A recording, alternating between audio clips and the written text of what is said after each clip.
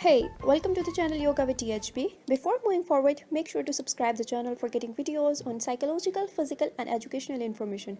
And if you're already a subscriber, then click the little bell icon next to the subscribe button so you get notified of our future videos. Our topic is how to improve classroom performances. जैसे कि शुरू में बच्चों के communication skills बहुत लो होते हैं, उनके सोशल स्किल्स अच्छे नहीं होते, तो इसमें हम कुछ एक्टिविटीज़ करवाएंगे जो कि टीम बिल्डिंग एक्टिविटीज़ होंगी. So let's get into it. इधर सबसे पहली एक्टिविटी आ जाती है स्कैवेंजर्स हंट. इस एक्टिविटी में हम सबसे पहले बच्चों को जो है वो एक पेपर प्रोवाइड करते हैं जिसके ऊपर क्लूज़ होते हैं, और उनको उन क्लूज़ को माइंड में रखते हुए जो चीज़ उनके दिमाग में सबसे पहले आएगी उनको वो पेपर पे नोट डाउन करनी पड़ेगी. और इसमें जो है वो बच्चों की टीम बिल्डिंग एक्टिविटी है. इसमें बच्चे एज अ टीम पार्टिसिपेट करते हैं और एक दूसरे के साथ मिलकर जो है वो उनके कम्युनिकेशन स्किल्स अच्छे होते हैं इस एक्टिविटी के थ्रू. तो यहाँ पे बच्चे जो हैं वो देख सकते हैं आप किस तरह से अपनी एक्टिविटी को वो कर रहे हैं और बिल्कुल फोकस रह के, और कम्युनिकेशन स्किल्स उनके अच्छे हो रहे हैं. यहाँ पे एक दूसरे के साथ कम्युनिकेट कर रहे हैं, एलेबोरेट कर रहे हैं हर चीज़ को, और वो अपनी एक्टिविटी को पूरा कर रहे हैं. ये देख सकते हैं आप लोग. इस एक्टिविटी में हमने बच्चों को जो है वो 4 to 5 ग्रुप्स में जो है वो डिवाइड कर दिया था, और बच्चे इधर ग्रुप वर्क में जो है अपना टीम बिल्डिंग एक्टिविटी कर रहे हैं. हाँ, एज अ टीम काम कर रहे हैं, और इससे जो है वो इसमें मेनली जो बच्चों की जो है वो कम्युनिकेशन स्किल्स जो हैं वो बहुत मैटर करती हैं ताकि वो एक दूसरे के साथ कम्युनिकेट कर सके. और ये हमारे पास रिज़ल्ट्स आ गए हैं सब बच्चों के. नेक्स्ट है ब्लाइंड आर्टिस्ट. ब्लाइंड आर्टिस्ट को हम एक ऐसी एक्सरसाइज भी कह सकते हैं कि जिससे हैं आई एंड हैंड की कोऑर्डिनेशंस बहुत मैटर करती हैं इसमें. और बच्चों को इसमें सबसे पहले तो हमने बैक टू बैक सिट करना है, इनको बिठा देना है कि एक दूसरे के पीछे बिठा के, और बच्चों ने जो है वो बगैर बताए जैसे ही वो ऑब्जर्वेशन इसमें मैटर करती है सबसे ज़्यादा. ये बच्चों की ऑब्जर्वेशन जो है वो अच्छी करता है, हाई करता है, ऑब्जर्वेशन स्किल्स इनके अच्छे हो जाते हैं. और एक बच्चा बैठेगा उसकी कमर पे पेपर रख के, दूसरा बच्चा जो है वो कोऑर्डिनेशन करके आपस में एक चीज़ ड्रॉ करेगा, और जो आगे बच्चा है उसको देखना होगा, बताना होगा, ड्रॉ करना होगा कि वो क्या फ़ील कर रहा है, पीछे बैक पे उसकी फ़ीलिंग जो लाइन जा रही है या किस तरह से हो रहा है वो सारा उसको फ़ील करके देख के ड्रॉ करना होता है. ब्लाइंड आर्टिस्ट को अगर हम एक कामिंग एक्सरसाइज भी बोलें तो ये गलत नहीं होगा, क्योंकि ये बहुत काम रह के जो है ये एक्सरसाइज होती है. इसमें कोई भी हरी वाला सिस्टम नहीं रहता.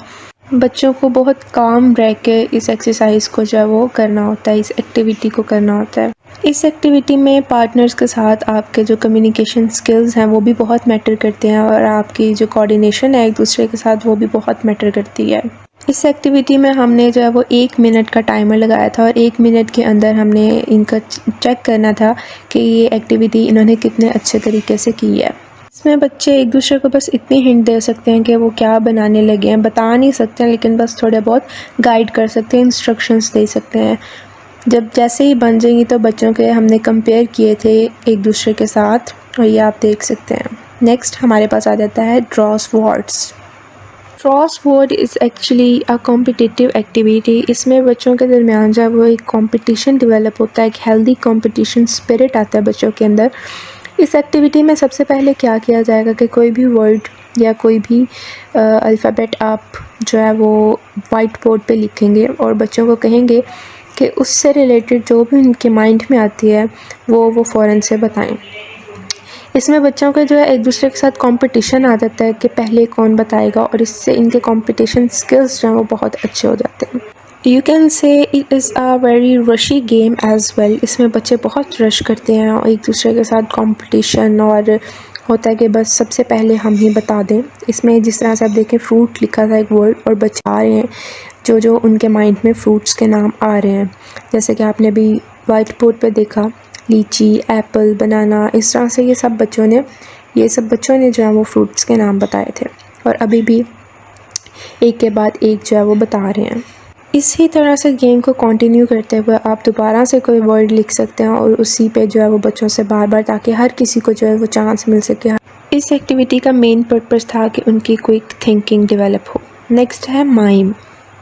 एज़ पीपल से action speaks louder than words. तो इस एक्टिविटी में भी इसी तरह है कि हमारे पास कुछ चिट्स हैं, आप देख सकते हैं इस तरह एक दो ग्रुप्स को बनाया और उन ग्रुप्स में से एक एक बच्चे को उठाएंगे और वो उस बच्चे को गेस करवाना होगा दूसरी टीम को या अपनी टीम को, जो भी बताएगा उसको वो विन कर जाएगा। और इन चिट्स के ऊपर आप कुछ भी लिख सकते हैं। इन चिट्स पर आप एनिमल्स के नेम भी लिख सकते हैं, आप किसी कार्टून का नेम भी लिख सकते हैं, आप कुछ भी लिख सकते हैं। हर टीम से बारी बारी एक बच्चा उठाएंगे, उसको वो चिट देंगे और उस चिट पे जो भी लिखा होगा उसको वो एक्ट करके जो है वो बताना पड़ेगा कि वो क्या है।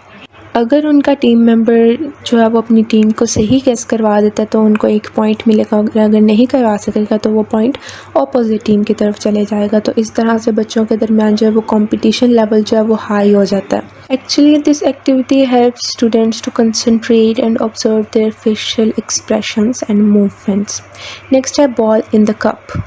इस एक्टिविटी में हम दो ग्रुप्स बनाते हैं और हर ग्रुप्स के हिसाब से कप्स को जो वो डिवाइड कर देते हैं और हर कप को जो है वो एक स्पेसिफिक जो है वो नंबर दे देते हैं कि अगर वो बॉल को इस नंबर वाले कप में थ्रो करेगा तो उसको इतने पॉइंट्स मिलेंगे। फॉर एग्जांपल अगर एक कप को हम 5 स्कोर पॉइंट्स देते हैं, एक को हम 10 देते हैं और एक को 15 देते हैं, तो वो बच्चे को देख के करना पड़ेगा कि वो किस पॉइंट को जो है वो थ्रो कर रहा है अपना बॉल। इसमें हम बच्चों से जो है वो क्वेश्चंस करते हैं ताकि वो अपना लेसन जो है वो जो उनको लेसन मिलता है उसको भी वो याद कर सकें। ये बच्चों को भी वो याद कर सकें, ये बच्चों को लेसन याद करवाने के लिए भी एक बहुत अच्छी एक्टिविटी है। इसमें हम बच्चों को बारी बारी इक्वल नंबर ऑफ़ बॉल्स देंगे ताकि इक्वल नंबर ऑफ़ चांसेस मिले उनको थ्रो करने का और स्कोर्स लेने का। नेक्स्ट है होला हुप पास।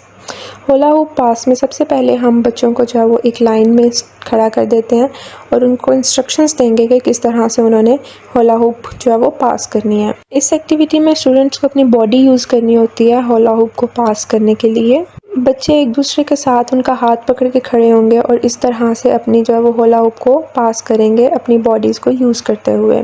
ये एक बहुत ही बेहतरीन तरीका है बच्चों के कम्युनिकेशन स्किल्स और उनके जो है वो टीम वर्क जो है वो बिल्ड करने के लिए, ताकि उनकी टीम बिल्डिंग जो है वो हो सके। इस एक्टिविटी से बच्चों की बॉडी मूवमेंट होती है जिसकी वजह से उनका ब्लड फ्लो जो है वो भी फास्ट हो जाता है।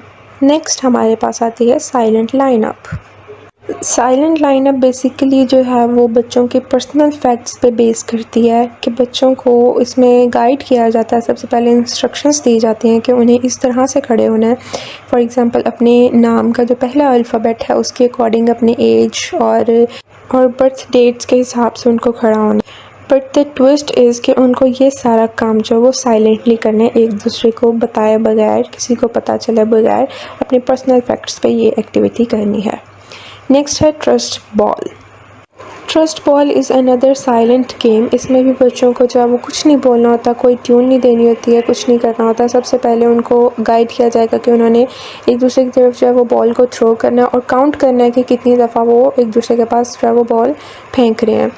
और साथ साथ सबसे ज़्यादा जो बच्चा सबसे ज़्यादा दफ़ा कैच करेगा विदाउट ड्रॉपिंग इट, तो वो उसको जो है वो विनर काउंट किया जाएगा कि वो विनर है इस गेम में। इस गेम से भी बच्चों के कम्युनिकेशन स्किल्स और उनकी टीम वर्क जो है वो अच्छा होता है। Next we have Lego challenge. It is also a team work challenge. इसमें बच्चों को जो है वो एक स्पेसिफिक टाइम दिया जाता है, टाइम ड्यूरेशन दी जाती है जिसके अंदर बच्चों को जो है वो अपना टास्क कंप्लीट करना होता है। इसमें बच्चों को जो है वो लेगो प्रोवाइड करते हैं और उनको कहा जाता है कि इनसे वो कुछ भी बना सकते हैं एक गिवन टाइम के अंदर। बच्चों को डिफरेंट ग्रुप्स में हमने इधर डिवाइड कर दिया और बच्चे जो हैं वो बना रहे हैं। ये बच्चों की एक दूसरे के साथ कोलैबोरेशन को जो है वो बहुत अच्छा करता है, उनके कम्युनिकेशन स्किल्स अच्छे होते हैं इसकी मदद से, क्योंकि इसमें टीम वर्क है और टीम वर्क जहाँ भी होगा वहाँ बच्चों के कम्युनिकेशन स्किल्स बेहतर होते हैं। नेक्स्ट है कैंप फायर स्टोरीज़।